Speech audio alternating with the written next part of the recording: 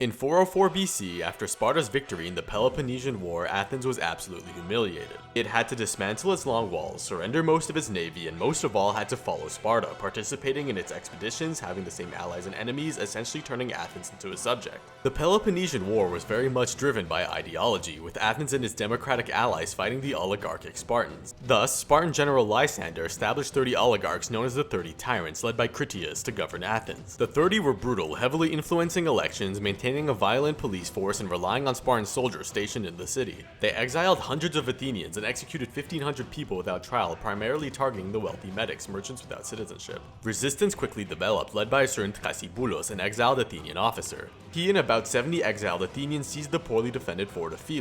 The 30 sent Athenian cavalry and Spartans to attack, but were promptly defeated by Thrasybulus. The two sides met again at the Battle of Munichia, where Thrasybulus, with 1,000 more men, defeated the 30's forces and killed Critias. Sparta sent troops to keep the 30 in power, but the rest of Athens rose up and supported Thrasybulus, forcing negotiations. Ultimately, Athens restored its democracy and general amnesty was declared, everyone agreeing to forget about the 30.